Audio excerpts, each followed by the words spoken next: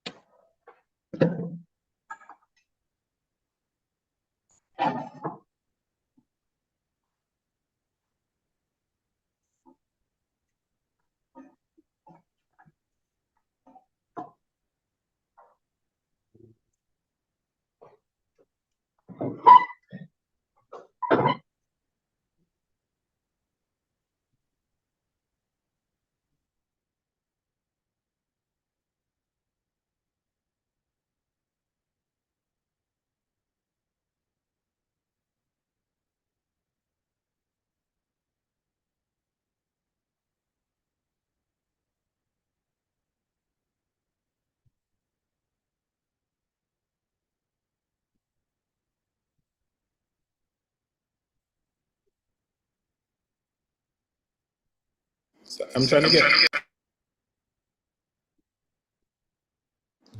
I'm trying to get Minister. Oh, give me a second. I just sent you, colleagues. I just sent you back an updated link because I don't know what's happening with this link. But the two link will connect to the others. But if you can share that link with additional persons, it would be good. 1 second. Let me call Minister.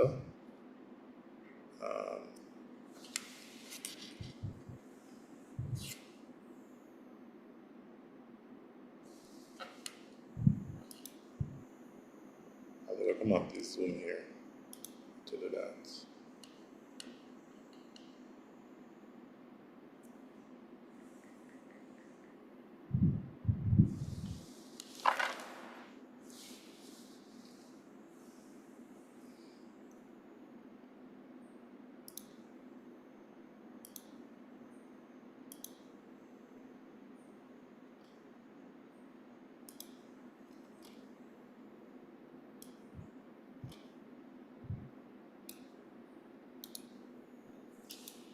I heard that Minister's the bridal webinar that he went to, that things are running late. So I was a little bit concerned if his presentation that time and here is the same. I'm not getting him. Let me call Sonia.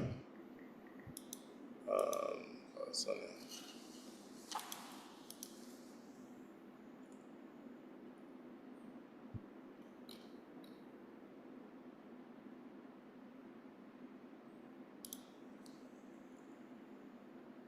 Hi, Sonia. Is Minister currently speaking? Okay, all right, no problem. Cool. All right, give us 10 minutes apparently.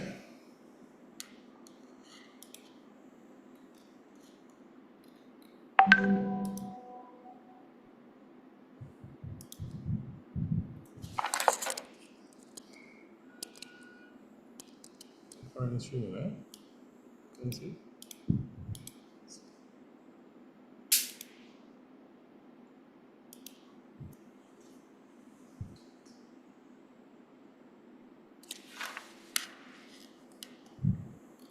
Lloyd, can the can the production guys who are doing the streaming put up a slide on the screen to say that we'll start in 10 minutes?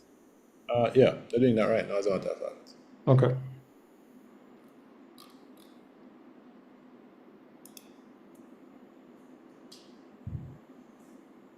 Okay.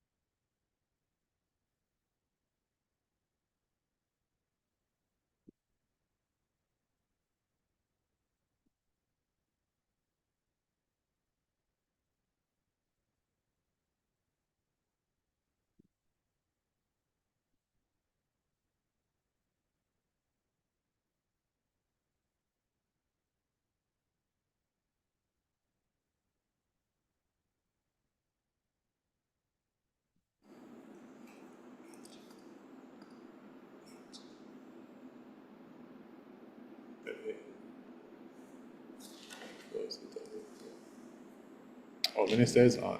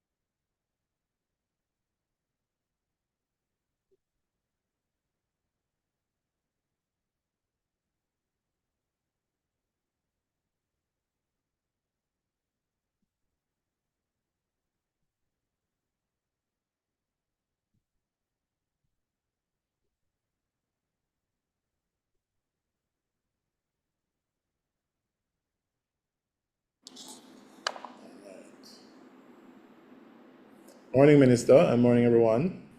Morning, Prof. Morning, Morning. everyone. Good morning. Right. Morning, Donovan. Morning, Minister. Cary. We're streaming, Minister. So good morning, all, and happy World Tourism Day. My name is Lloyd, and I'm the Executive Director for the Global Tourism Resilience and Crisis Management Center. And, I'd like to take the opportunity to say welcome back, Minister Bartlett, and congratulations on your successful victory and your return as the Super Minister of Tourism for the world. And, Minister Bartlett always has some brilliant ideas. And one of the ideas that he has been bouncing on his team is how do we make tourism more inclusive?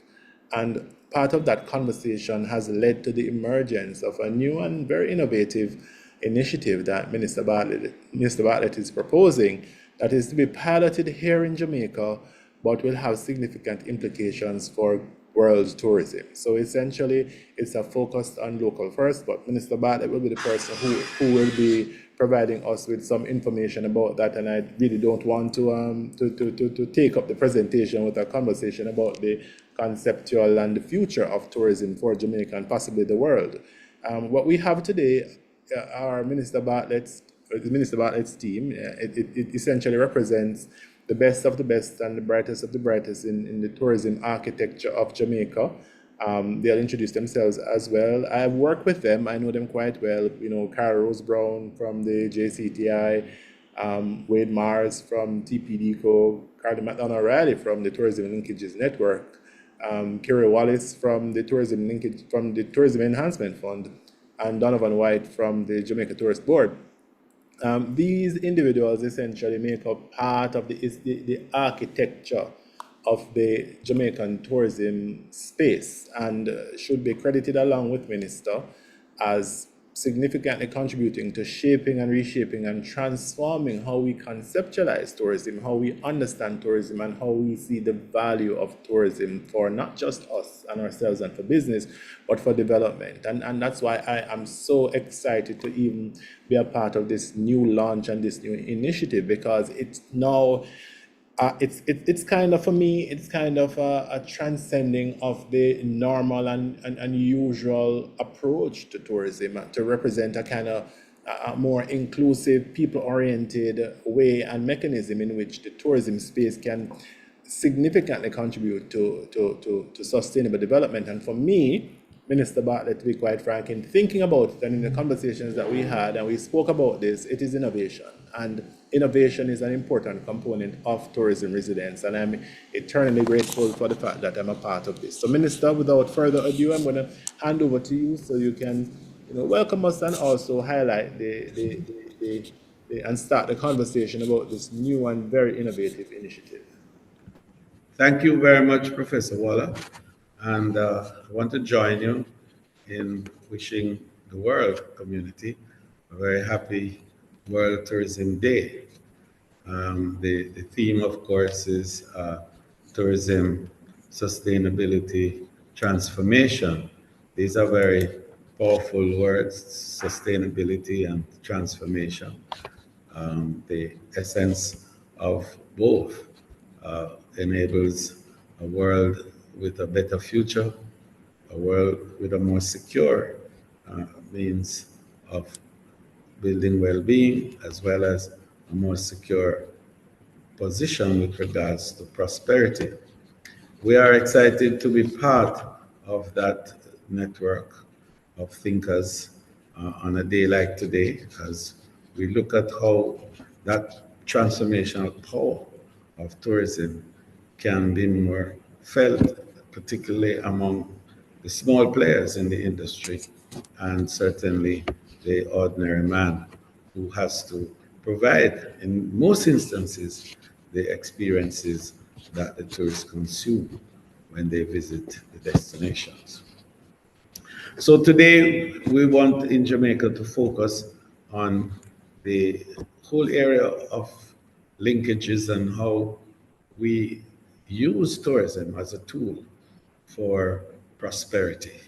And that prosperity has to be felt by all, not just those who are the immediate stakeholders, but those who are part of the process that enables the visitor to feel that he is in a good, safe, secure, and seamless space. And that's what is required in order for him to feel that he is well secure and also that he is getting value for his money. So tourism remains one of our most powerful engines of prosperity. But the real test of a strong tourism economy is not just arrival or room nights. It is how deeply that visitors spend links into the Jamaican landscape. How does it impact our farms, our factories, studios, workshops, and just the main streets?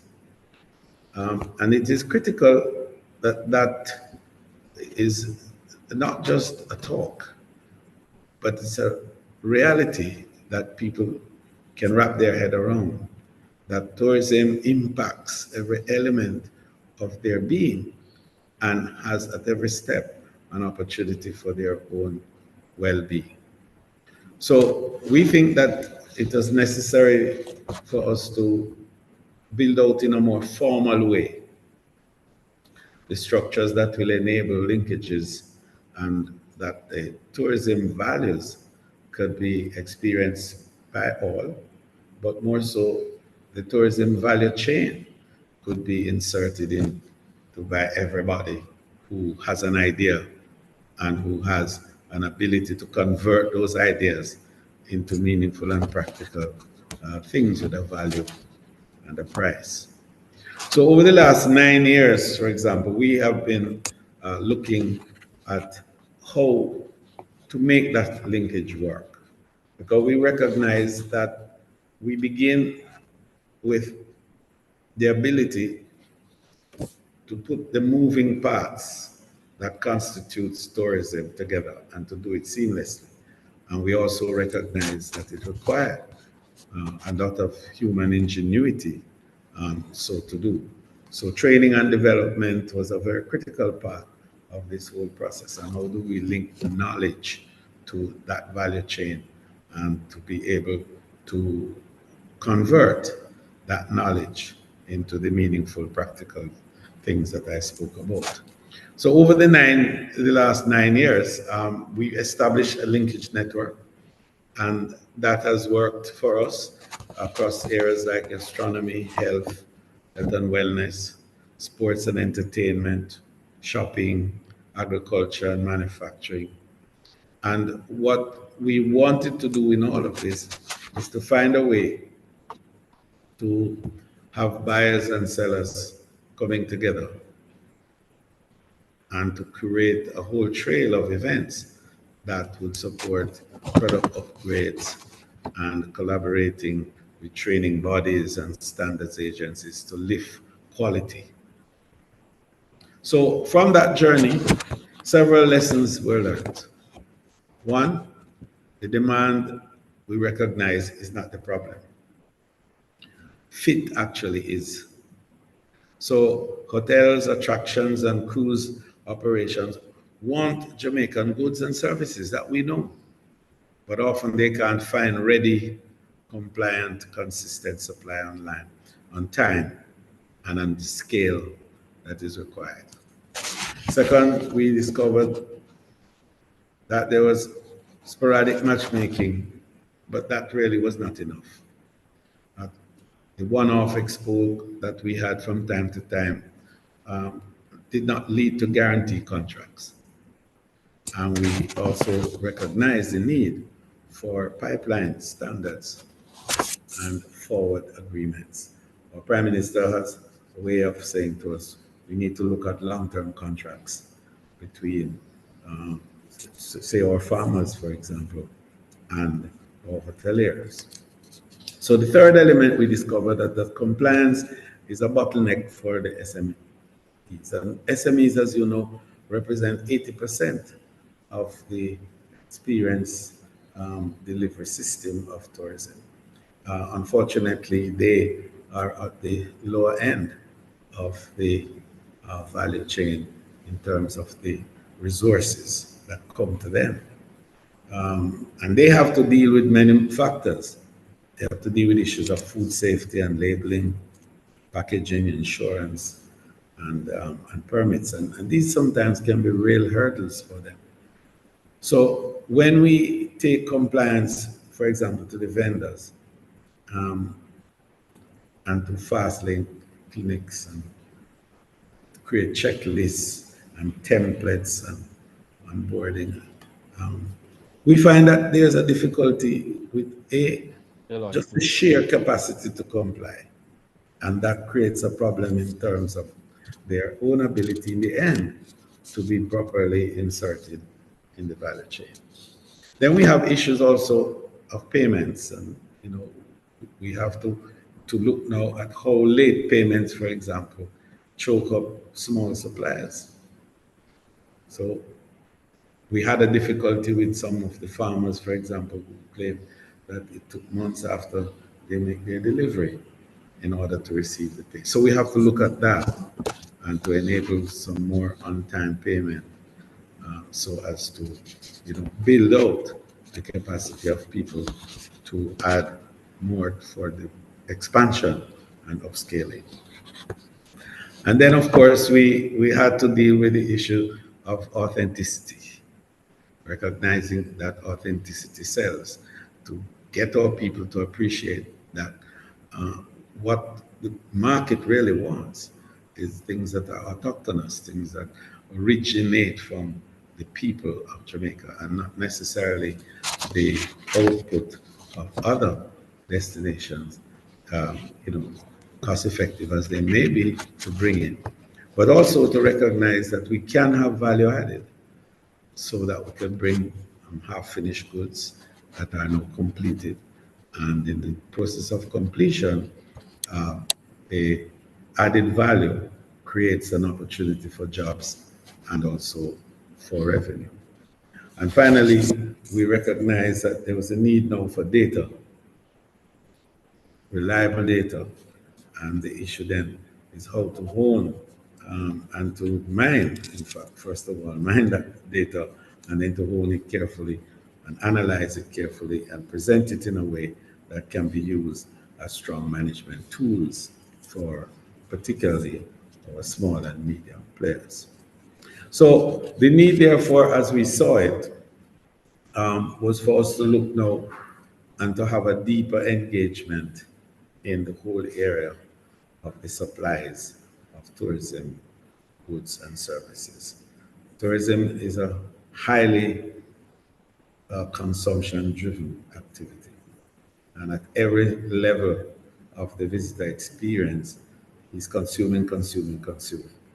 And our job in all regards must be to build that capacity.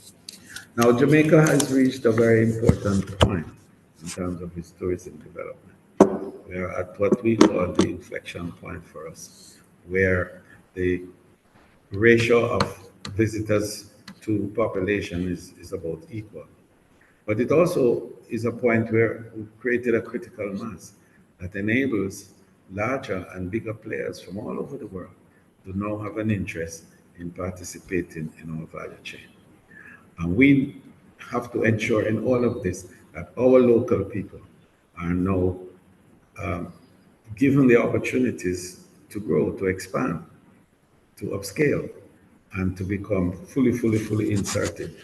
And in order to do that, we have to look at a whole range of possibilities, a whole range of architectures that are important now, in terms of making sure that the fiscal architecture, for example, is there to support our local players, that the legislative and regulatory architecture is also there, but also that the physical development within our own space is there in terms of your built environment too, to enable access and ease with which we can move, but more importantly, to have affordable input that can enable us to be competitive in our delivery.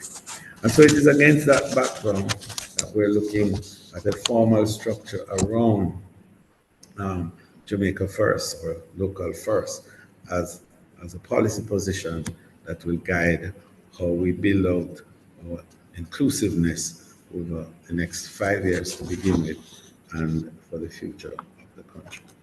I'm excited that Local First is being introduced now. What it really means is that Jamaican farmers, our musicians, our wellness practitioners, and our guides, and our MSMEs, but I want to infuse a T in that, the MSMTEs,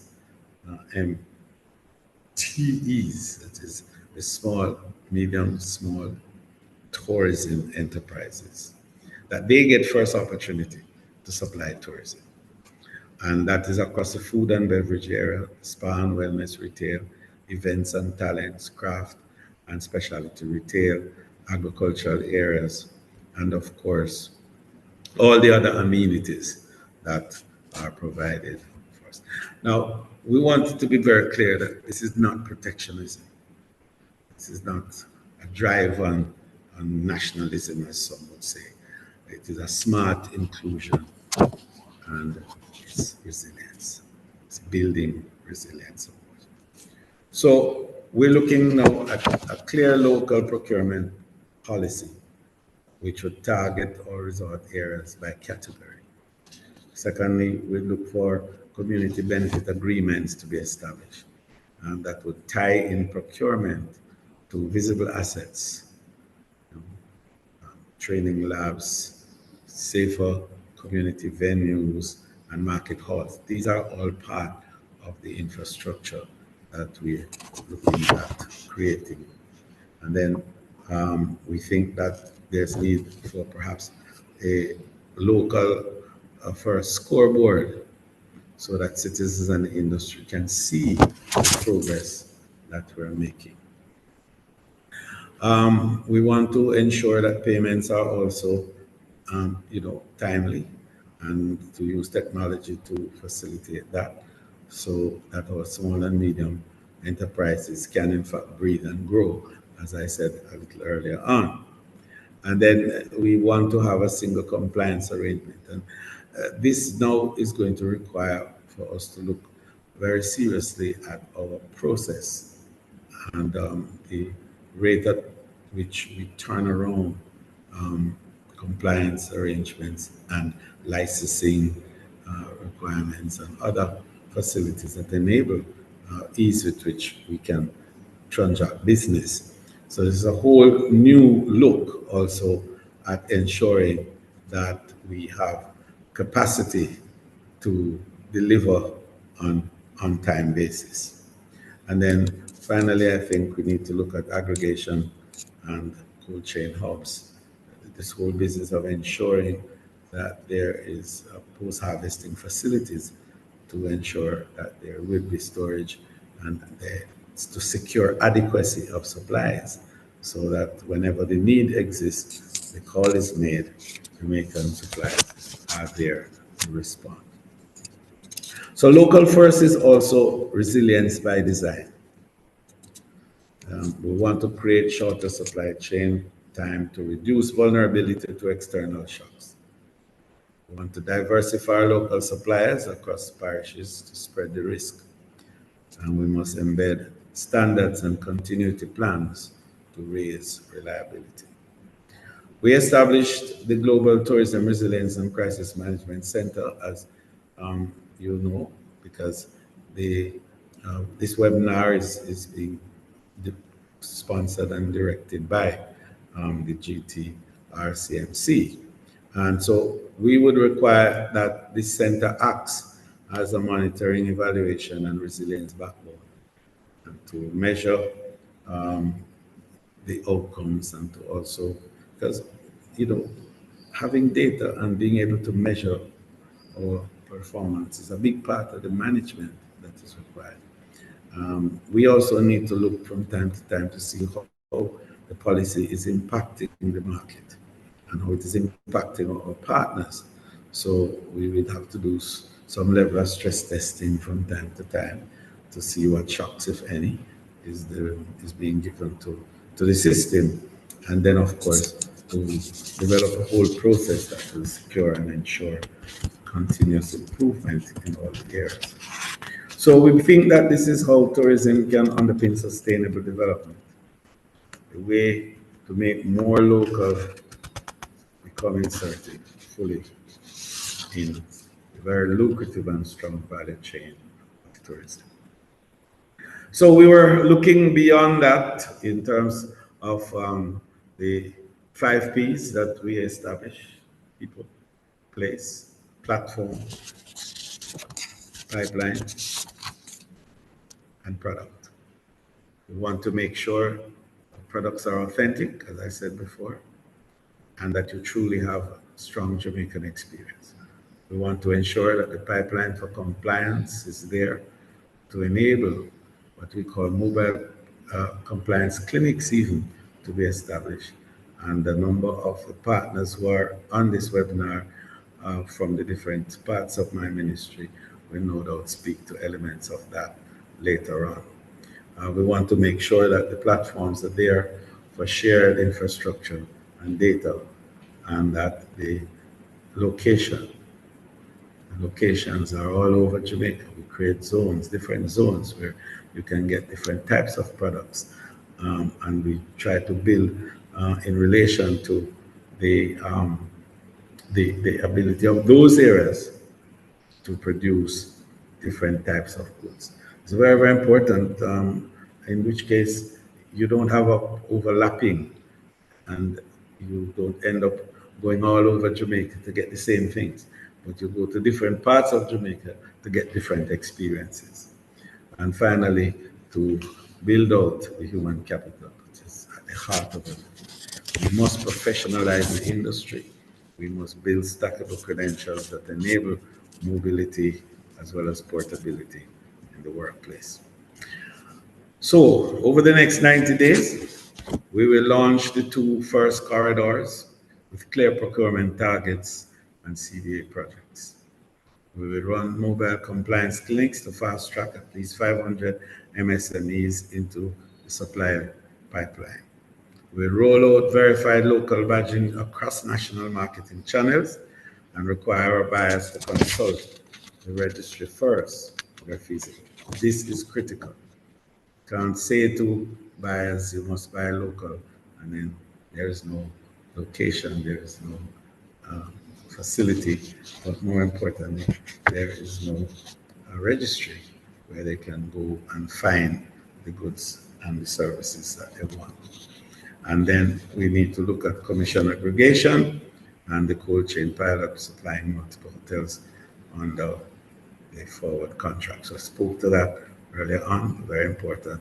Not just forward contracts, but long-term contracts, because it can be forward contract could be for a year or 2. We want to look at longer-term contracts with 4- and 5-year contracts, which will allow us the capacity to build them and to upscale so that we can meet the demand for high volume output that is required from the industry. And finally, we want to publish during the next 90 days the first local scorecard, which will be led by the Global Tourism Resilience and Crisis Management Center. So in closing then, colleagues, local first is how Jamaica first moves from slogan to systems.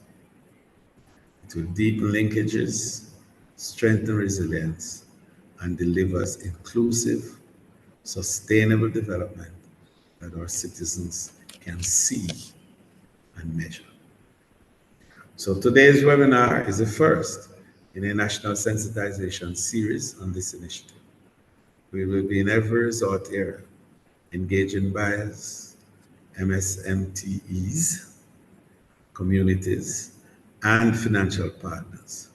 We'll be listening, solving bottlenecks, and reporting our progress. So with the Tourism Linkages Network as our market maker and the GTR CMC as our monitor and resilience backbone, I invite all our tourism brothers and sisters to buy Jamaica first and help us keep more of every tourism dollar right here at home. Thank you very much. Thank you very much, Minister Bartlett, for outlining a very, very, very innovative initiative. Again, another five of something, Minister. You seem to love your fives, because this also is another five, the 5 P's of local first, and we're very excited to hear about it and look forward to be a part of the conversations and the activities surrounding it. And speaking of conversations and activities surrounding it, one of the agencies that will drive the Local First initiative will be the Tourism Enhancement Fund.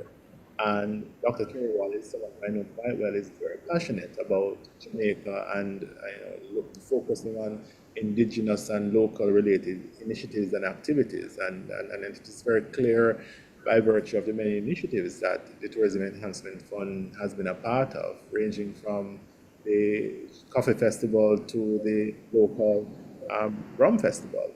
So Dr. Wallace, we're going to give you the floor now to just talk about your expectations, your understanding, and some of the ideas that you may have surrounding Local First.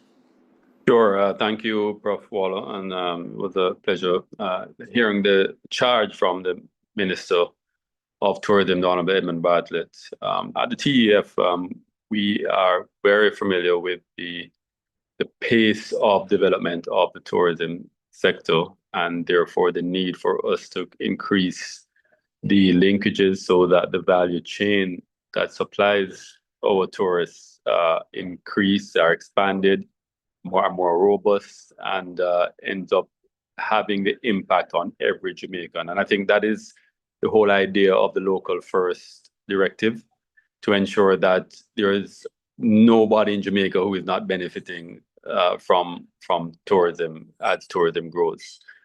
We have done physical build out of infrastructure to facilitate linkages. One of the big ones that we've invested in is the Artisan Village in Falmouth.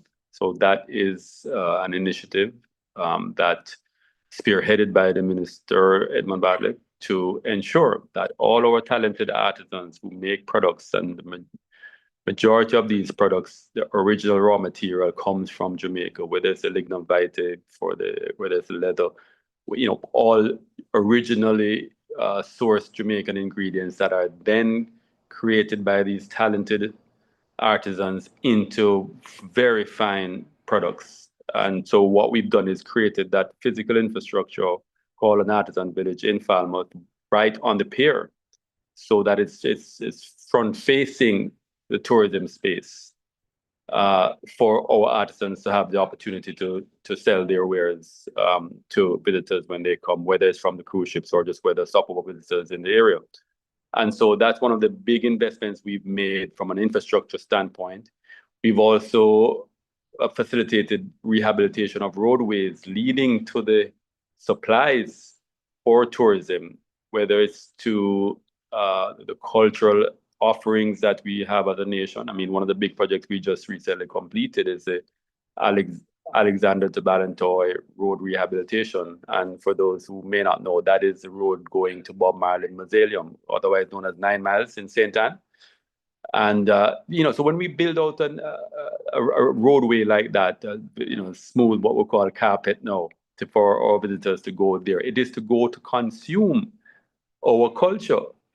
As they go there spending in the community, not just the Bob Marley the experience directly, but all the supplies around it, the foods that they eat, the drinks that they have, the other artifacts and so on that they purchase while they're there and en route there and so on. So it helps to get the tourism dollar to be spread more in the inner sanctities of our country. As the name suggests, 9 miles means it's 9 miles inland up in the mountains of Jamaica in St. Anne.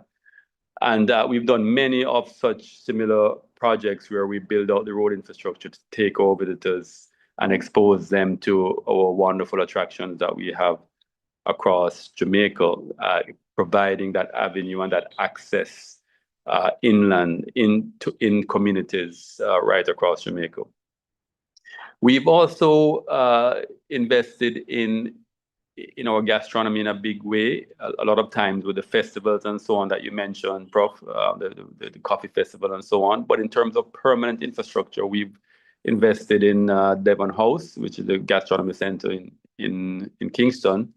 And we've just launched, a minister just launched a gastronomy institute at the Montego Bay Convention Center, which requires some infrastructure investment as well too. But again, these are creating long-term sustainable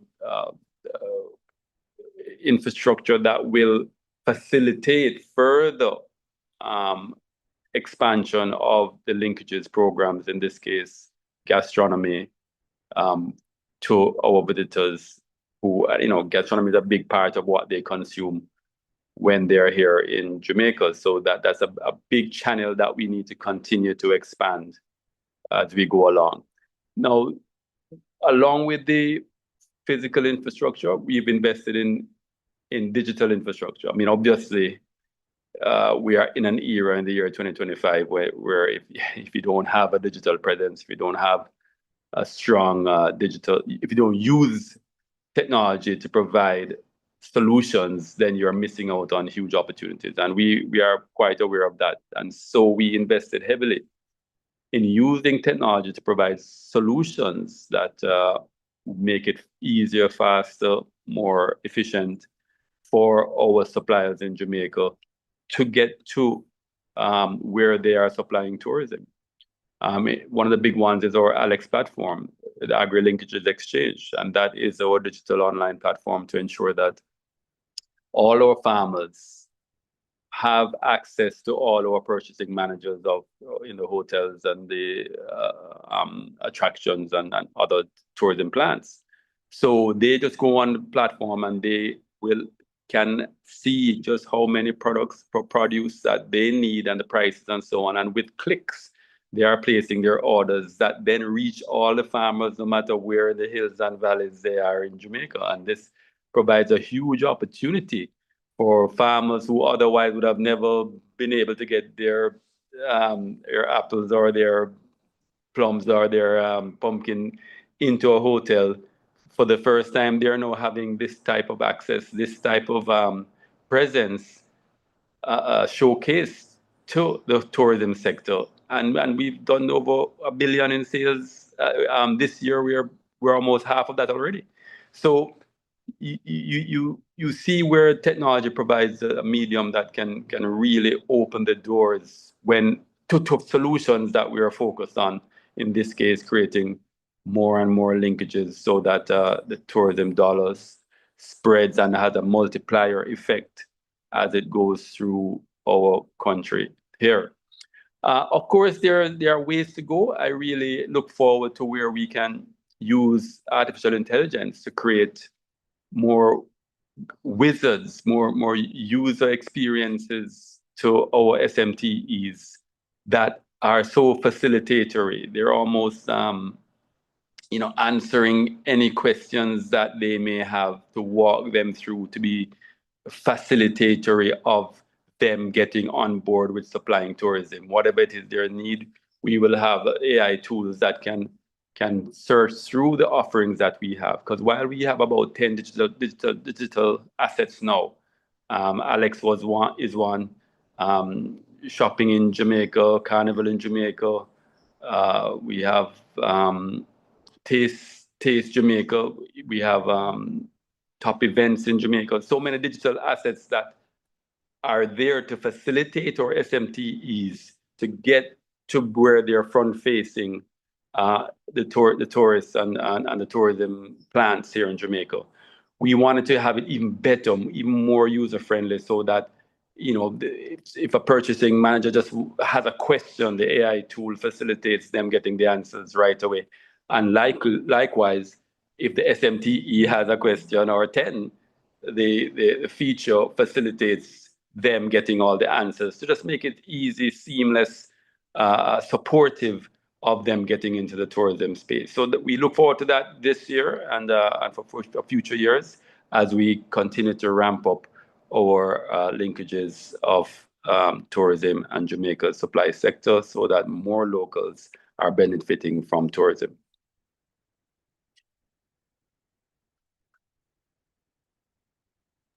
Thank you very much, Dr. Wallace, for your discussion on platforms and the various platforms that will be a part of the, Local First initiative. Now, in addition to platforms, we're going to have to recognize that an important element of the Local First is people.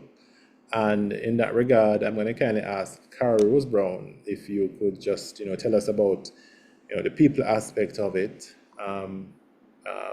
training, capacity building related initiatives and activities that will be necessary to drive Local First. Thank you, Professor Wall. I am delighted to be here. And thanks everyone for joining. The JCTI is an important part of the Tourism Enhancement Fund, and you would have heard Dr. Wallace talk about many of the things that we are undertaking there. And of course, the training and certification of workers and persons interested in joining the tourism value chain is our focus. We are clear in our minds that we must reach out to workers in the sector and provide the necessary certification that they might need. We're very conscious that we need to speak to the young people in colleges who are making decisions, who possibly have made decisions about where they're going to spend their careers. We need to reach out to them and work with them very closely to encourage the best to come into tourism. And of course, we're working with high school students, again, with a view of encouraging them to join the tourism value chain. So again, just to put a fine point on it, why certification, why now? The minister tells us that there are 1.5 billion additional travelers expected, and the Caribbean, Jamaica can expect to have a significant portion of that. Jamaica is fortunate in that there is an enormous number of foreign direct investments going on right now, and that means additional hotel rooms, which means additional management, line staff, supervisory staff that are needed, and we have to make sure our people are first, that they are considered first. We therefore must prepare them.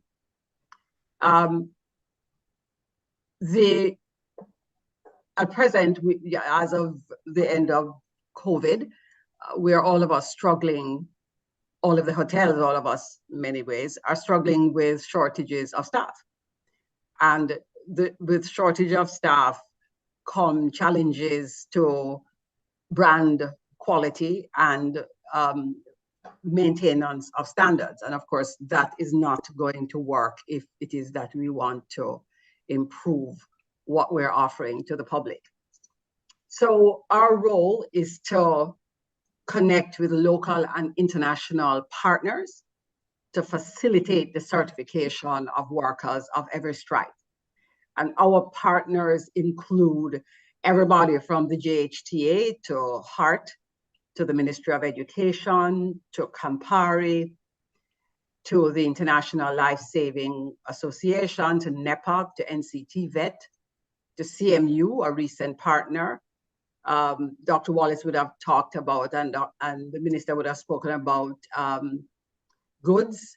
Our most recent partnership is with CMU to help build out certification among persons managing movement and other logistics issues.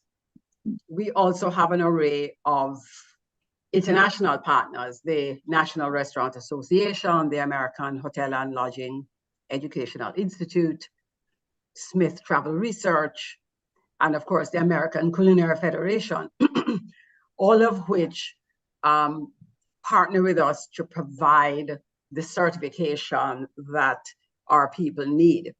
Want to make the point that for many, many years, we struggled with certificates of participation.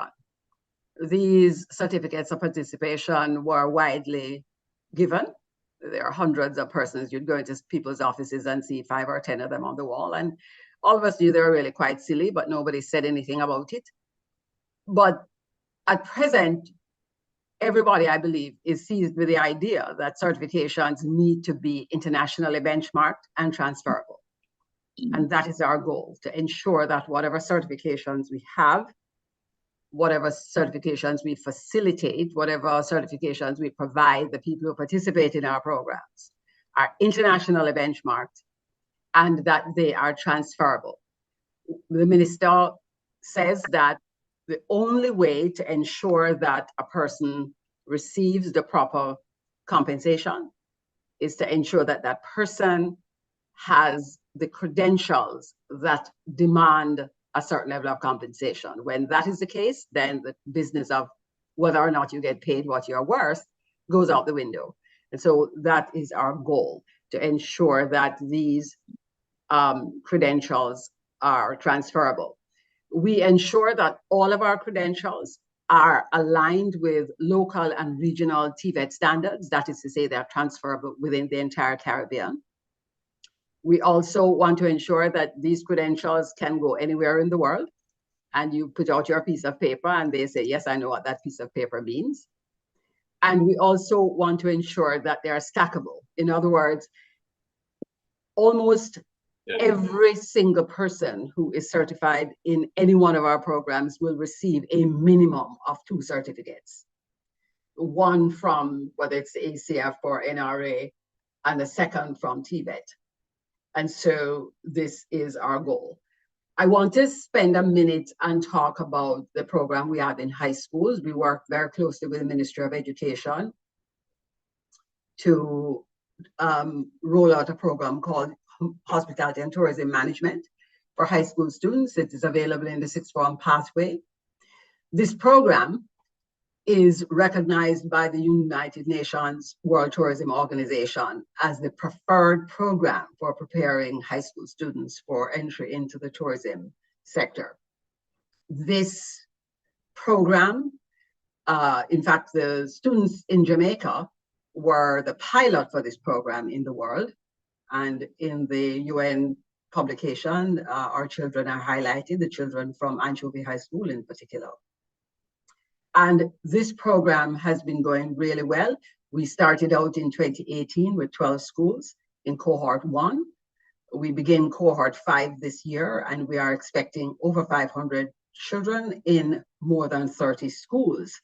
And so we are very proud of this program, and we are aware that, you know, though we are working with these high school students, we are thinking we need to go a little younger, maybe to the 1st form groups, to meet those children earlier when they're trying to make decisions. And that said, you know, we are there. At present, we offer 22 certifications. Well, we facilitate 22 certifications. We facilitate all of the certifications in culinary arts, from culinarian to executive chef. We also facilitate the certification of culinary educators. We facilitate 5 management training programs, from certified executive housekeeper to hospitality manager, spa supervisor, and the like. And we do a number of certifications among line staff to include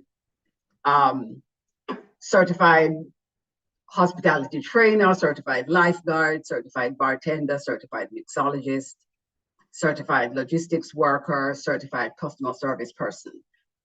So these are the kinds of things that we do. I should also say that we offer these certifications at significantly discounted rates. We get a significant discount from our partners. We pass on the entire discount to our hotel partners, whether those people are in large or small hotels, Airbnbs, villas, and we provide them with a further 30% discount. Further, these certifications are available to students of whatever kind in high school or college, free of cost. And so we want to ensure that every single person who is slightly interested in training in hospitality has the opportunity to do so. Finally, I just want to say that certification is a partnership between employers and employees, between institutions like government and private sector, between schools and students, universities, colleges and students. And that is the goal of providing increased efficiency and driving brand loyalty. And as we begin on this new round of Jamaica First, we want to invest, we want to encourage everybody to look first to invest in Jamaicans and to support the Jamaica First program. Thank you. Thank you very much, Ms. Rose Brown, for your discussion on the people moment of Jamaica First. As we can all recognize, people will be a very important component of the Jamaica First initiative, and as such, training and capacity building will remain a critical moment for us to be able to focus on. I now want to invite Mr. Wade Mars, who is the executive director for the Tourism Product Development Company, TPDCo, who will give us his observations and expectations and some suggestions regarding a particular component of the local first. Mr. Mars?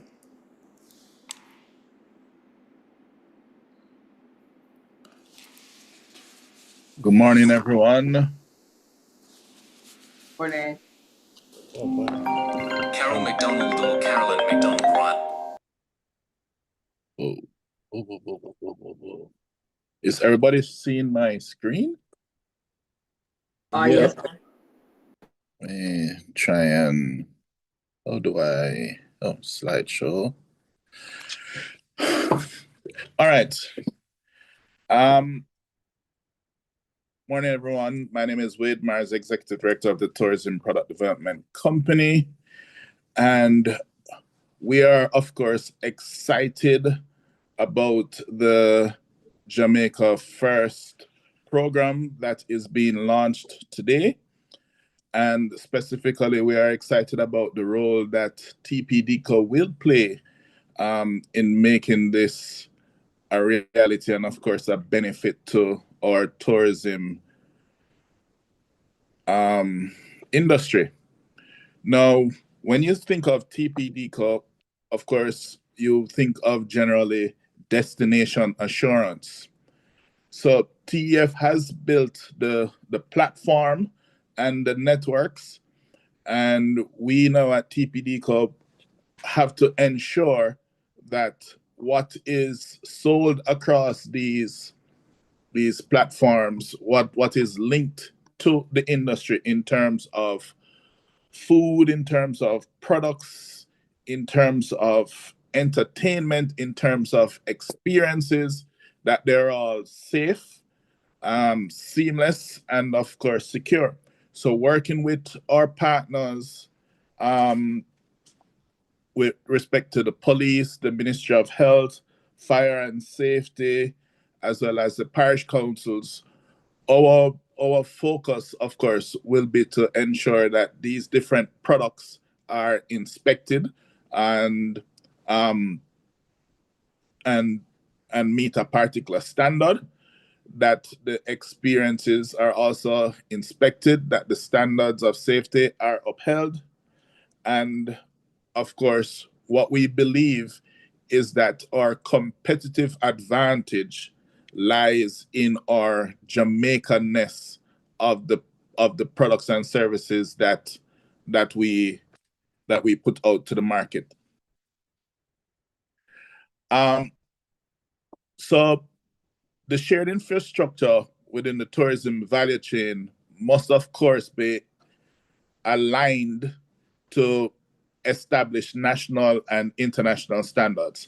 That, of course, has been a theme that has been repeated by the presenters before me, right?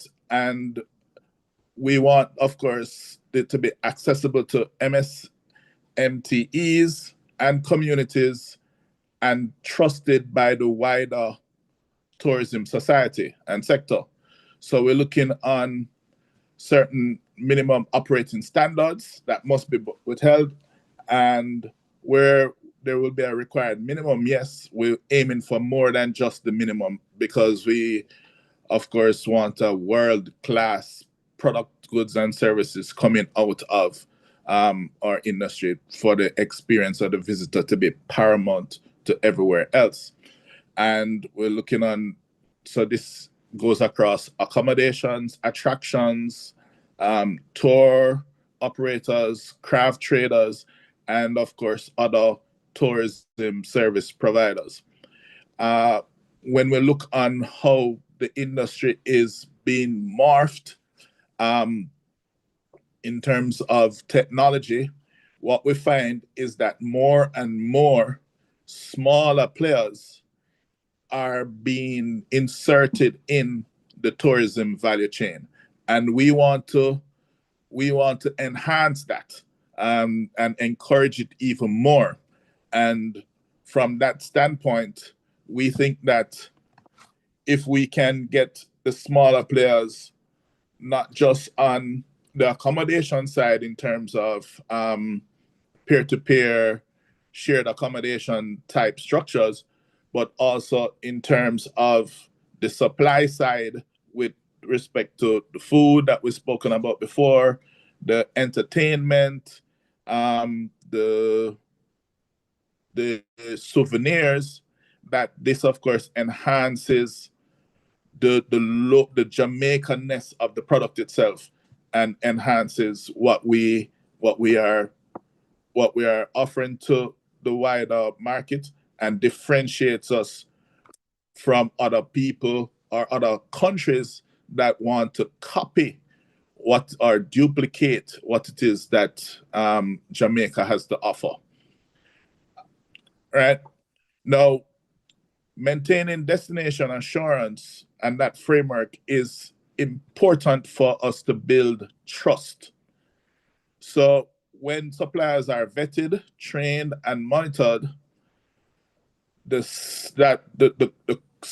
quality that comes out of it signals to buyers that they can trust these suppliers, and it boosts credibility for more suppliers to be engaged and for the demand from local suppliers to grow, right? So TPDCo, we will facilitate the ongoing training with our local communities to ensure that the required standards are met and maintained. And in some instances, we support the retrofitting, upskilling of existing spaces to align with the vision that has been articulated before. So, again, we are setting and maintaining the required standards. We're improving the accessibility to the local communities. We're building the credibility of the industry so that trust is maintained. So having the platforms already built by the Tourism Enhancement Fund, now is our time now to really ramp up how we monitor and set these quality standards in this ecosystem. And that is my short contribution. Over to you, Professor Wallace.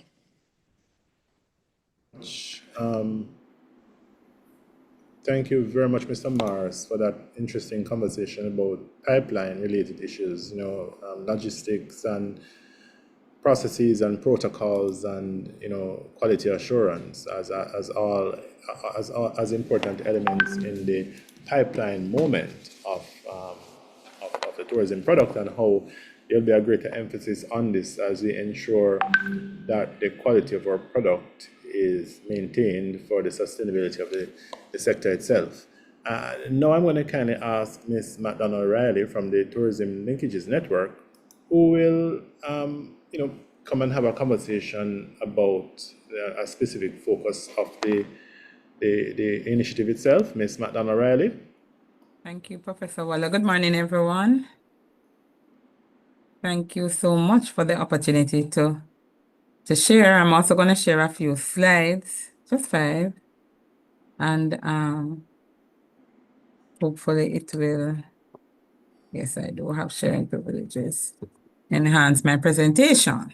So we're going to be talking about tourism for all in the next few minutes. And I know some of my colleagues have already shared, Dr. Wallace did, and Mr. Mars to some extent about the work of the linkages. The tourism for all. Now, here we have the concentration on the people first. And we are happy to share that our people first centric is really because we include farmers, artisans, the youth, the creatives, and everybody benefits from tourism. And while we have so many beneficiaries, we speak so much more about tourism. You'll hear ministers speaking about, and Donovan, about the number of tourists that we have coming here, millions of tourism that we have coming here year after year.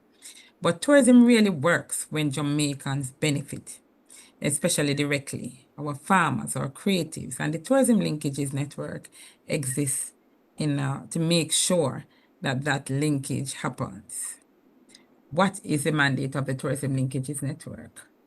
Our mandate really is to ensure that the information from the market, what the market requests, is fed into the productive sector.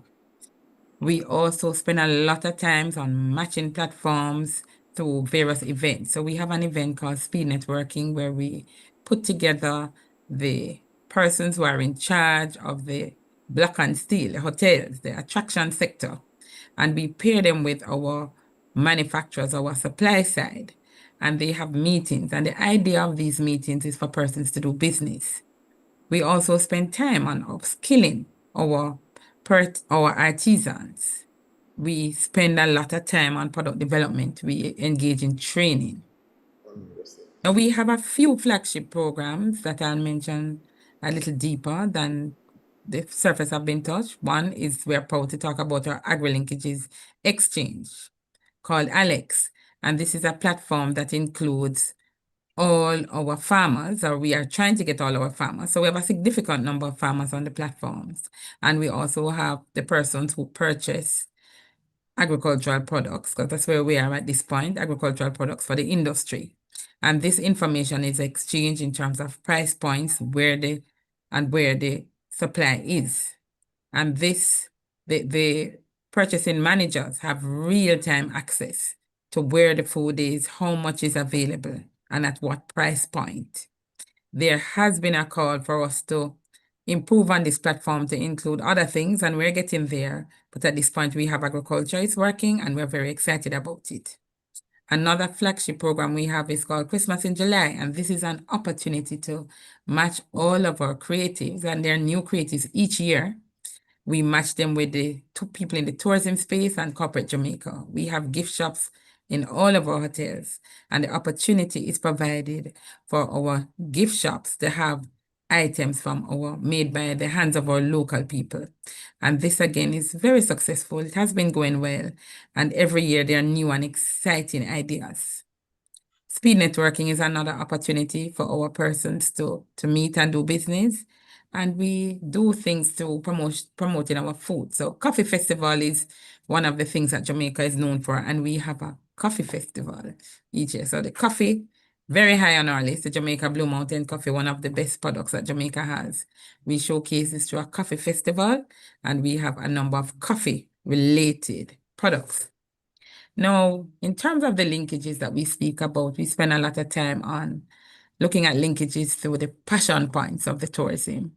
So we have been divided in a number of what we call networks, and we look at the health and wellness. And it's very important that the destination be looked at as one that is a healthy destination. And we have a number of programs looking at health and wellness, and we have also a number of spas to which we are very excited, our Bath and our Milk River Spa. And it's a really healthy destination. TPDCo, of course, would have led the charge in ensuring that our destination is kept in tip-top shape. Another network that we're looked at is we use Carnival, but it's really sports and entertainment. And through sports and entertainment, there are a number of initiatives we have. We have Youth Carnival, where we have all of our bands together, and one-day parade, where we have everybody parading, but we also showcase Jamaica through our music.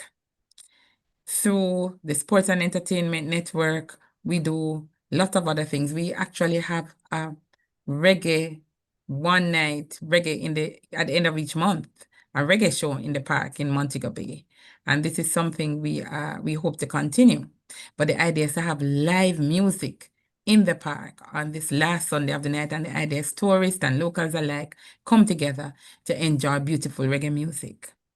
We have our knowledge network, and the idea is that people come here for conferences, people come here to write, people come here for different things connected to knowledge, even just knowing about our people and our destinations. And we have a conference center, and we promote this through a number of conferences.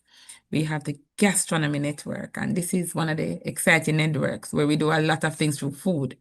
Food is very high on Jamaica's agenda, and a lot of people travel here for our food. And we also try to develop other recipes, and we do this in partnership with our people in terms of the products. We have product shows in hotels. We have a number of other festivals that we partner with, and we have food seminars. And this, again, is one of the areas that we are known for, we continue to look at. So while we speak about all the networks as a passion points of the tourism, it is something that we use to direct the work of the linkages. Let's talk a little about the impact. So while we've spoken about a number of the initiatives that we do, in terms of the impact, we connect farmers and manufacturers directly to the tourism sector. We also reduce through that the dependency that we would have had on importation while strengthening our local businesses. In terms of, we expand our small, medium tourism enterprises, that is known as, we call it SMTEs. We expand business opportunity for small, medium, and tourism enterprise players. We also, through our network, develop authentic Jamaican experiences. So there are tours that we assist in creating, or we partner with persons who have tours to showcase Jamaica. We also spend a lot of time in terms of, in collaboration with JCTI, training individuals, upskilling. So we would have had a partnership with the Bureau of Standards and the Scientific Research Council in terms of the products that our artisans would have put out there to ensure that they are of the highest standards and that they meet the responsive regulations. We also train DJs. So DJs in the space, it is so important that they understand how to read the room at different points in time.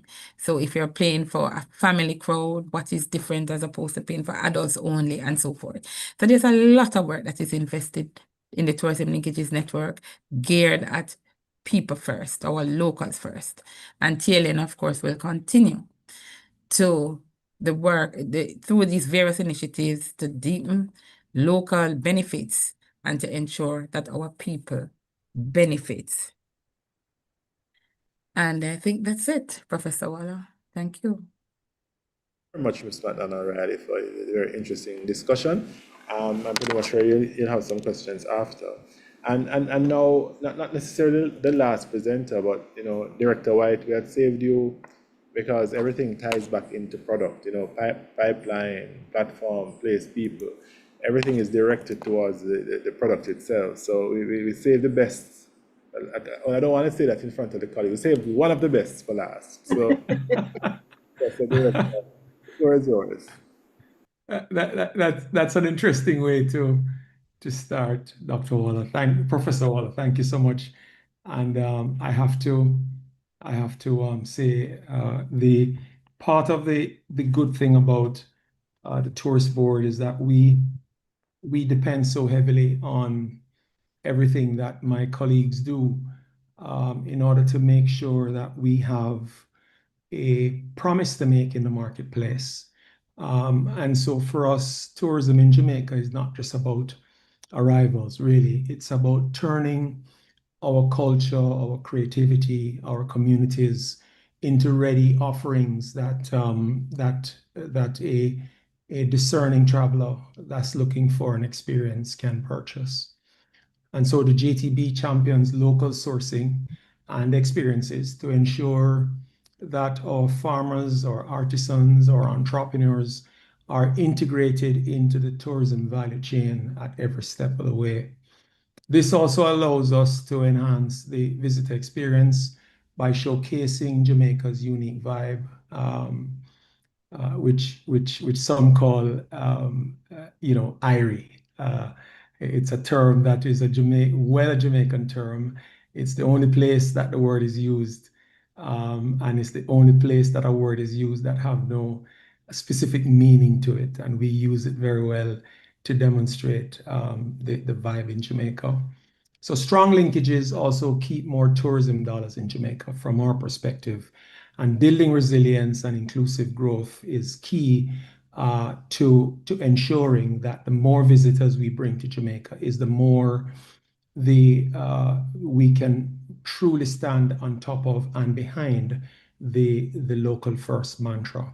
So today I want to share quickly how we're doing this through community tourism, 1, digital innovation, 2, and event-driven linkages, 3. So 3 things we'll take on quickly today. There's a million other things that I could have talked about today, but we're going to take on these 3. So to begin with, community tourism, or CBT, is all about transforming Jamaica's culture and talent into bookable, purchasable products, supported, of course, by community-based tourism initiatives that extend benefits across neighborhoods and expand linkages into wider communities. CBT has been identified as a key strategy to increase linkages, and the Jamaica Tourist Board has invested in promoting the linkages between local businesses and tourism. For example, we launched an integrated digital campaign recently, I think about 2 weeks ago, but it's under the title, There's Always More to Jamaica. It is designed to promote community-based tourism on Google, Facebook, Instagram, and YouTube. And we are extremely proud of some of the content that we have been able to develop in conjunction with the Ministry of Tourism, the World Bank, and JSIF, Jamaica Social Investment Fund, who are the custodians of the community tourism project. So we are working not just with our own agencies, but we're also finding ways to be even more inclusive by expanding the way we work and expanding our ability to identify good content, extremely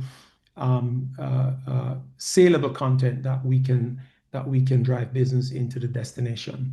The campaign promotes authentic CBT experiences while promoting the strong linkages between tourism and other subsectors like agriculture. It puts the spotlight squarely on activities like marine excursions, cultural heritage tours, craft workshops, and introduces travelers really to what I call, the Jamaica they haven't met yet, and the Jamaica that we want them so involved with, because this is where the real inclusiveness will happen. The Jamaica that lives in our villages, in our kitchens, and in our stories. It's about creating a meaningful connection while supporting grassroots tourism as enterprises, as we call them, small SMTEs, small medium tourism enterprises. On the digital innovation front, the Tourist Board is also innovating with digital first experiences.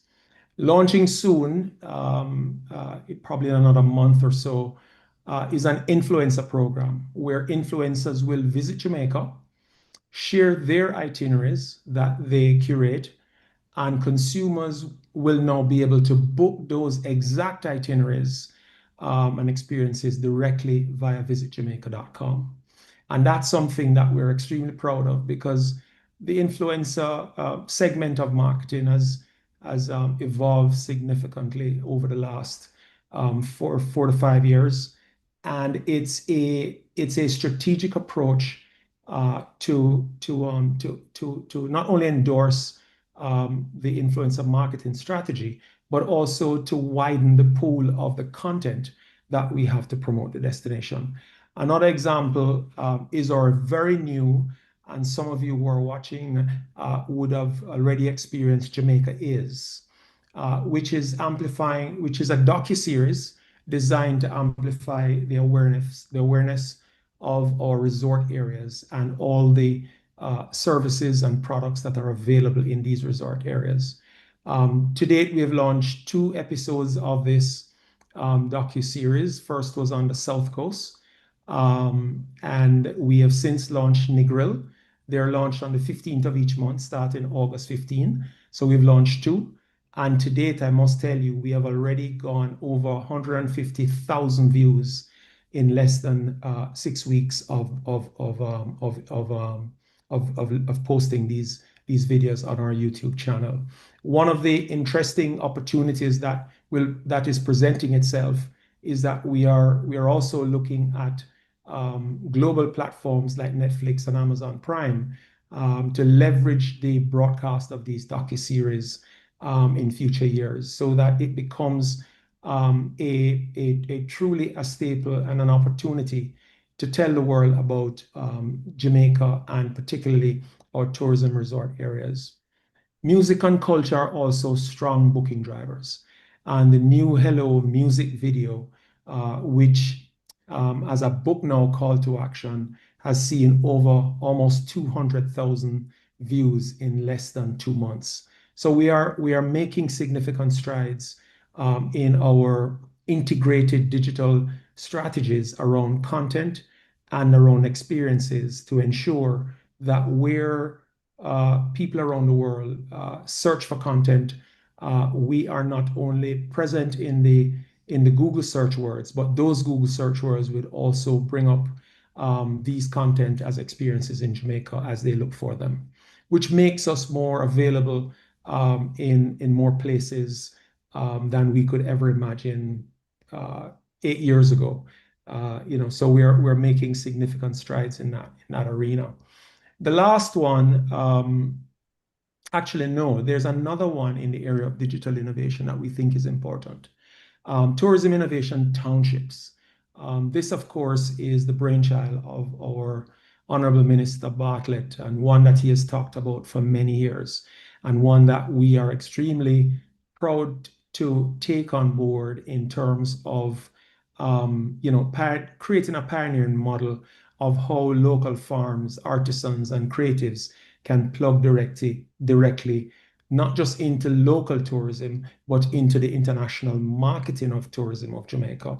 And so the basis of this concept is to create a circular economy where the hotels will feed into the community with electricity supply, for example, and water supply and so on.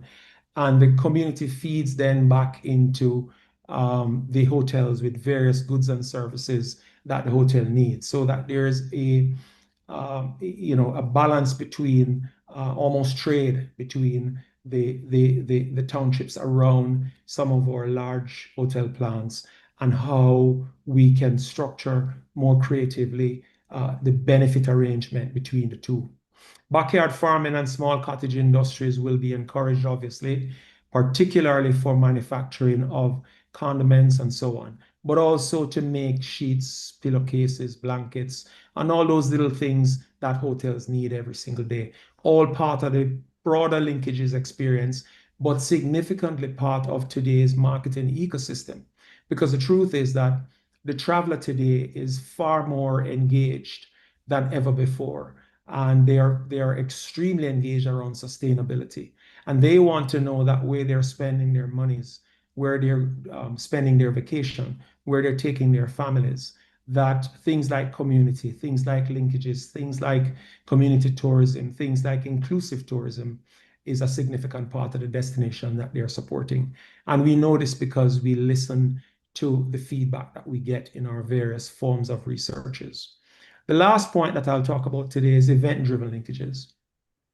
Promoting our events is also an incredibly important tool that we use in the positioning and marketing of the destination. We give marketing, technical, and logistics support to some key events that spread the benefits of tourism far and wide, but more importantly, allow for the mass marketing of bringing, as we call it, heads to beds to Jamaica for these events. These events create obviously direct economic benefits for local producers while enhancing the visitor experience at the same time. Investing in events like these helps the economic benefit. And it helps to build the linkages. It empower the communities to participate more, and it spread the visitation across the island, because these events they're not just in Montego Bay or in Negril or in Kingston. They're spread right across the country. An example, a big example, one maybe the biggest event we have in Jamaica today is obviously Carnival in Jamaica. In 2025, the just recently concluded Carnival, we saw an increase of over 15% in visitor arrivals for Carnival. Obviously, Carnival is supported by the creation of almost 115,000 jobs for that week of Carnival. And obviously, when we measure the financial and economic direct impact that Carnival have on the economy, we measure somewhere around $4.5 billion Jamaican dollars of economic value.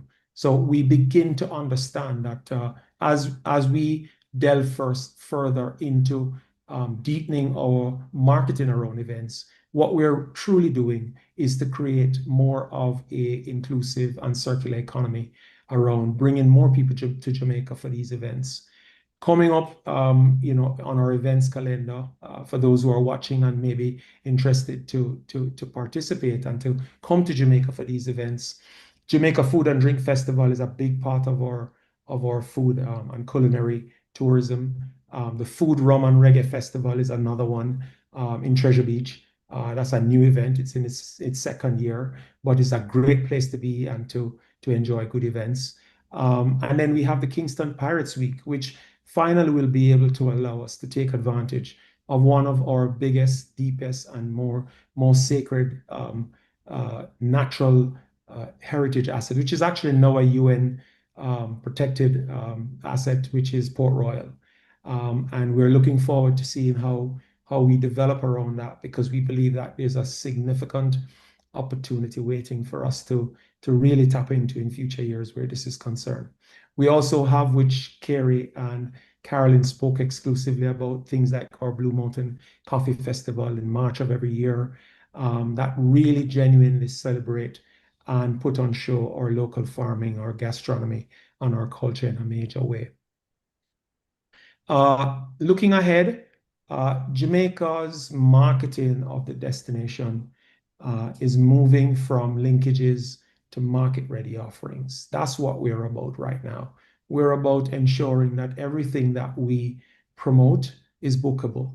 Everything that we promote, we can put an algorithm behind. Everything that we put in our stack of product offering is available online.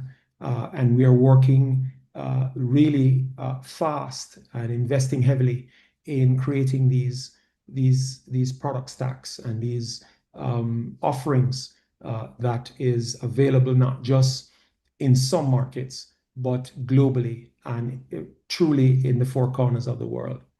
So while we continue to do that, this approach, we believe, is geared to grow the economy, empowers our communities, and deliver authentic experiences that only Jamaica truly can offer, just because of our natural God-given assets that we have. So let's continue to champion these initiatives on World Tourism Day today, where visitors don't just see Jamaica, but they can buy it, they can book it at any time, and while they're here, they can absolutely live it. Thank you, and it's great to be part of this session today. Thank you very much, Director White, and your conversation about the product. It certainly provided us with some clarity in terms of how things interact and are in sync as it relates to this local first. I think we are right on time. We would have wanted an additional 15 minutes for Q&A, but we planned several other sessions, live sessions, to give the public an opportunity to have a conversation about this. And this is really just a kind of informal discussion or conversation under the umbrella of World Tourism Day as an innovation for the Jamaican tourism space. And we're in the process right now of documenting the activities and building out the framework for the local first and the inclusion of the 5 Ps as a mechanism for resilience building and also for sustainable development.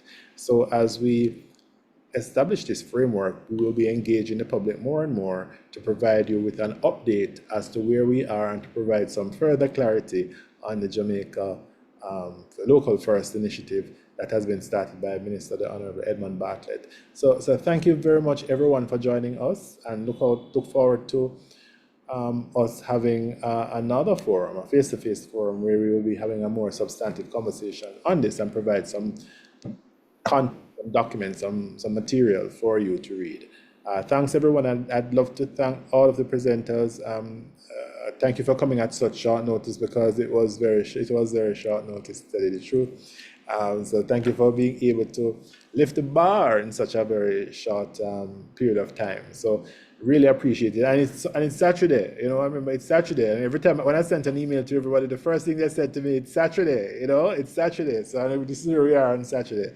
But actually, Professor, your link said Monday the 29th, and we're saying, I know where we are on Monday the 29th, and it's not on your forum. Yeah, I thought I was the only one who saw that, Carol. But the important thing is that the date said Saturday. Yeah, the date said Saturday, but exactly. the link said something. Thank you everyone for coming, and we are in the process of finalizing the presentation for this webinar as an information dissemination activity in and of itself as a whole package, and the different individual presentations themselves. Thank you very much, everyone, and have a fantastic World Tourism Day, and happy Sabbath, everyone. Take care. Thank you. Thank you. Good night, everyone. Have a good weekend.